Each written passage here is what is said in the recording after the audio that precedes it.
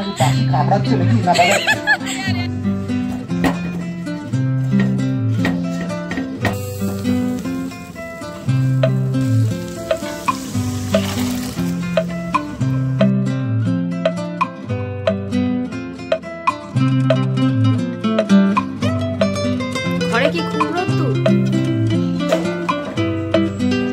Good evening বন্ধুরা, welcome back to my channel. সবাই কেমন আছো বন্ধুরা? আশা করি সবাই খুব ভালো আছো। সানায়াকে একদম অন্যরকম লুকে দেখে তোমরা হয়তো ভাবছো যে সানায়াকে এত সাজুগুজু কেন করিয়েছি। আমরা এখন আছি স্পোর্টসের মাঠে। সানায়া প্রথমবার কোনো অ্যাক্টিভিটিতে পার্টিসিপেট করবে। আগে থেকে কোনো প্ল্যানিংই ছিল না। এখানে আমার এক বান্ধবীর আইডিয়াতেই ওকে আজকে সাজিয়েছি রাধা। জানি রাধার প্রপার লুকটা হয়তো আসেনি, আসলে হঠাৎ করে প্ল্যানিং তো, ঘরে আমার হাতের কাছে যা কিছু ছিল সেটা দিয়েই ওকে সাজিয়েছি। সানায়াকে তো কয়েকদিন আগেই আমি ন্যাড়া করে দিয়েছিলাম, তার জন্য আর কি মাথার চুল নিয়ে সমস্যা হয়ে গেছিল। কালো একটা ওড়না দিয়ে মাথার চুল বানানোর চেষ্টা করেছি। প্রথমে হবে, তারপরেই আজকে একটা চকলেট। বাচ্চা থেকে বড় সকলের জন্যই নানা রকমের গেমসের আয়োজন করা হয়েছিল সেই সকাল থেকেই। প্রতি বছরই এখানে এরকম স্পোর্টসের আয়োজন করা হয়, বেশ ভালো লাগে। আমি সকালের দিকে একবার এসেছিলাম সানায়ার পাপার সঙ্গে, কিন্তু ওর যেহেতু আফটারনুন ডিউটি তাই তাড়াতাড়ি চলে যেতে হয়েছিল। সানায়াকে সামলানোর জন্য ফোনের কার্টুন ছাড়া এখন কোনো উপায় নেই। এত সাজগোজ করে আছে, যদি একবার দুষ্টুমি শুরু করে সব সাজগোজ নষ্ট করে ফেলবে। গো অ্যাজ ইউ লাইকের জন্য সব বাচ্চারা তৈরি হচ্ছে, আর ওদিকে বড়দের জন্য একটা কাপল গেম হবে, তারপরেই গো অ্যাজ ইউ লাইক শুরু হয়ে যাবে।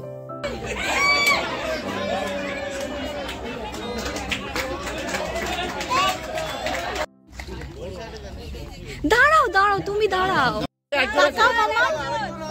দুজনকে পাশাপাশি দাঁড় করালে ভালো হতো। দেখো আমি তুলে নিচ্ছি, যারা ওদেরকে পজিশন করি। ঠিক আছে, তুমি কি? বাহ, কি সুন্দর পোশাক! কি সেজেছো? ঠাকুর? কোন ঠাকুর? বলো বলো কিছু বলতে চাইছে, বলতে পারছে না। কৃষ্ণ ঠাকুর। তুমি কে গো মা? আরে বাস, কি সেজেছো তুমি? তুমি কি সেজেছো? ইন্দিরা গান্ধী। তো তোমার কোনো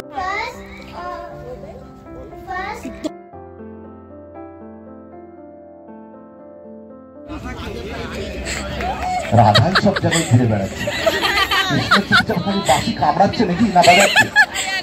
একটু দাঁড়াও, একটু দাঁড়াও, একটু ছবি তুলে সবাই এখানে নামটা তোমাদের লিখে দাও।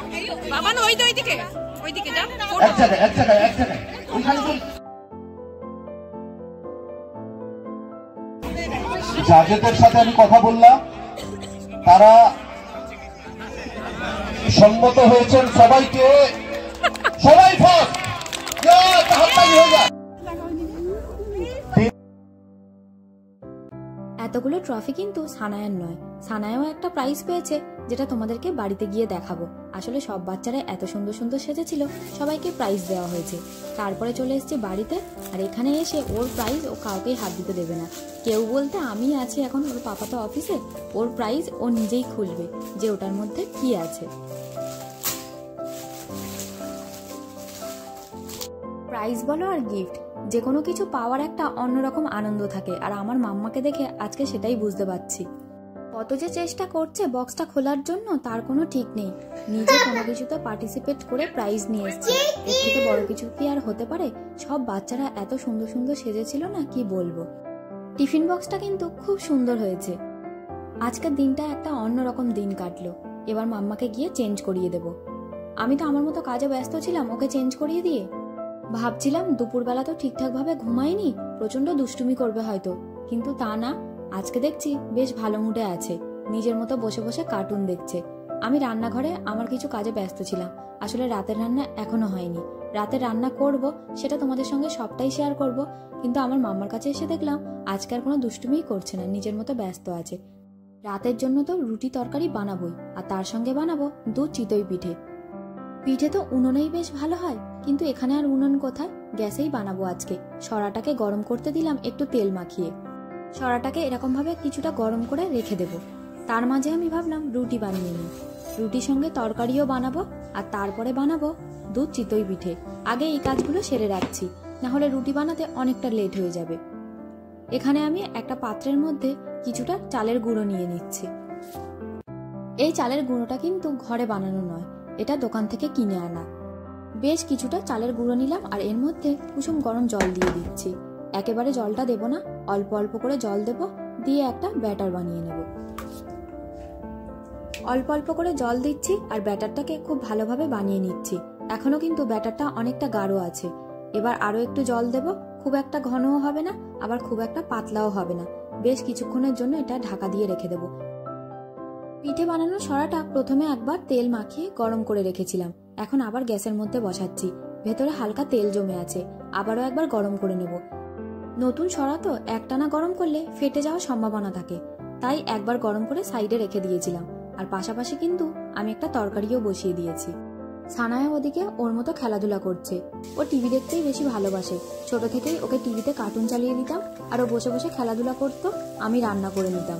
এখন সেই অভ্যাসটাই আছে আর চাই পরে যেন এই অভ্যাসটাই থাকে। আমার রান্না বান্না করতে বেশ সুবিধা হয়।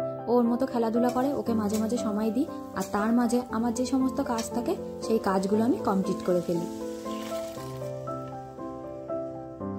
তোমাদের সঙ্গে গল্প করতে করতে রুটি করা তো অনেকক্ষণ আগেই হয়ে গেছে, তরকারিটাও প্রায় হয়েই আসলো। আর এদিকে আমি সরাটাকে গরম করতে দিয়েছিলাম, সেটাও খুব ভালোভাবে গরম হয়ে গেছে। এবার আমি ব্রাশ দিয়ে সরাটাকে একটু পরিষ্কার করে নেব। তেল দিয়ে নতুন সরাটাকে খুব ভালোভাবে যদি আগে থেকে গরম করে একটু তৈরি করে রাখা যায় তাহলে কিন্তু পিঠে খুব ভালো হয়। চালের আটার ব্যাটারটা আমি আধ ঘন্টা মতো তৈরি করে রেখে দিয়েছিলাম আর এখন যখন আমি সরাতে দিচ্ছি একবার করে কিন্তু ফেটিয়েও নিচ্ছি।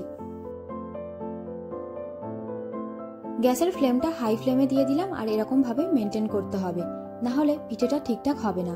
এদিকে আমার রুটির জন্য যে তরকারিটা বানাচ্ছিলাম প্রায় হয়ে এসছে। সরার ঢাকাটা এবার তুলে দেখতে হবে যে পিঠেগুলো হলো কিনা। একটু হলেও ভয় পাচ্ছিলাম যে ঠিকঠাক হবে কিনা। দেখে তো মনে হচ্ছে ঠিকঠাকই হয়েছে। আমি খুব একটা পিঠে বানানোতে এক্সপার্ট নই, তবে সব জিনিস করার চেষ্টা করি। পিঠেগুলো কিন্তু খুব ভালোভাবে উঠে যাচ্ছে। একে একে সবকটা পিঠেই তুলে নেব। আমি কিন্তু বেশ কয়েকবার লোহার কড়াইতেও চিতই পিঠে বানিয়েছিলাম। লোহার কড়াইতেও কিন্তু চিতই পিঠা বেশ ভালো হয়। আরো এক সেট পিঠে বসিয়ে দেব। ওদিকে আবার তরকারিটা হয়ে এসছে, ওটাও নামাতে হবে। পিঠে মানে নানিমার কথা মনে পড়ে। ছোট থেকে তো নানিমার হাতের বানানো পিঠেই সব থেকে বেশি খেয়েছি। যাই হোক, এদিকে আবার তরকারিটা হয়ে গেছে, একটু গরম মশলা দিয়ে দিলাম আর দিয়ে দিচ্ছি ধনেপাতা কুচানো। সমস্ত পিঠে বানিয়ে দুধের মধ্যে ভিজিয়ে দিয়েছিলাম আর এই দুধটা নর্মাল লিকুইড দুধ, যেটার মধ্যে আমি একটু গুড় দিয়েছিলাম আর দিয়েছি গোটা গরম মশলা। ভালোভাবে ফুটিয়ে নিয়ে তার মধ্যে পিঠেগুলো দিয়ে দিয়েছি। দুধ চিতই পিঠে কাল বাসি হলে যে টেস্ট পাওয়া যাবে, আজকে কিন্তু সেই টেস্ট একেবারেই পাওয়া যাবে না। যাই হোক, কাল সকালে খেয়ে বলবো কেমন খেতে হয়েছিল। আর এদিকে অনেকটা প্রায় রাত হলো। আলু, মটরশুঁটি আর ছোলার ডাল দিয়ে একটা তরকারি বানিয়েছিলাম রুটি দিয়ে রাতের ডিনারের জন্য। তরকারিটা দেখে বেশ ভালোই মনে হচ্ছে। সানার পাপা অফিস থেকে চলে এসছে, ওর ডিনারটা বেড়ে দিচ্ছি। ও খেয়ে তারপরে বলবে কেমন খেতে হয়েছে। সানার পাপার খাবারটা তো আমি আগেই বেড়ে দিয়েছিলাম, এখন আমি নিজের জন্য বেড়ে নিচ্ছি। সানায়ের ডিনার অনেকক্ষণ আগেই হয়ে গেছে। রান্নাবান্নার মাঝে একটু সময় বার করে ওকে ঠিক টাইমে আমি ডিনারটা করিয়ে দিয়েছি। যাই হোক, সানায়ের পাপাকে জিজ্ঞাসা করছিলাম যে তরকারিটা খেতে কেমন হয়েছে। সানায়ের পাপা তো বেশ ভালোই রিভিউ দিল। এবার আমি বসবো ডিনার করতে, কিন্তু আমার সঙ্গে আমার মাম্মাও চলে এসছে। আমি টেনশন করছি যে দুপুরবেলা ওর তো ঠিকঠাক ঘুম হয়নি। আজকে স্পোর্টসের ওখানে গিয়ে ওকে তাড়াতাড়ি ঘুম পাড়াবো, কিন্তু ওর চোখে ঘুম নেই। আজকে সন্ধ্যা থেকে খুব একটা দুষ্টুমি না করায় আমার কিন্তু একটু সুবিধাই হয়েছিল। সমস্ত রান্না বেশ ভালোভাবে সময়ের মধ্যে করে নিতে পেরেছি। ডিনারটা করে নিয়ে রান্নাঘরটা ভালোভাবে পরিষ্কার করতে হবে। আসলে আজকে যেহেতু পিঠে বানালাম, আর পিঠে বানালে রান্নাঘরের অবস্থা একটু খারাপ হয়ে যায়। ডিনার করে নিয়ে রান্নাঘরের সমস্ত কাজ কমপ্লিট করে বাইরে এসে দেখছি এই অবস্থা। চারিদিকে ঘরের যা অবস্থা করে রেখেছে না, কি আর বলবো। কাল সকালে আমার কাজের দিদি এসে ঘরের এই অবস্থা দেখে ভয় পেয়ে যাবে। যত খেলনা ছিল চারিদিকে ছড়িয়ে ছিটিয়ে রেখেছে। সবার বাড়িতেই হয়তো ছোট বাচ্চা থাকলে এই অবস্থা হয়। আমি যতবার সারাদিনে গোছাই তারপরে আবার এরকম অবস্থা হয়ে যায়।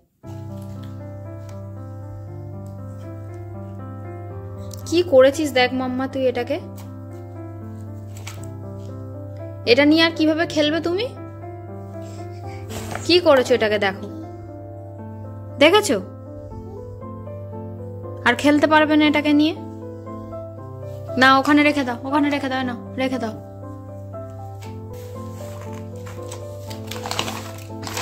না গোছাও। গোছাও। এ নাও, এ নাও, এ নাও।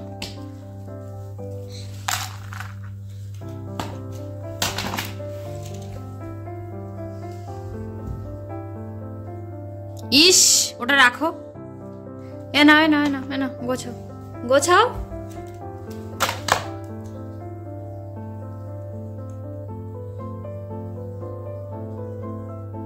ঘরে কি খুব রোদ্দুর?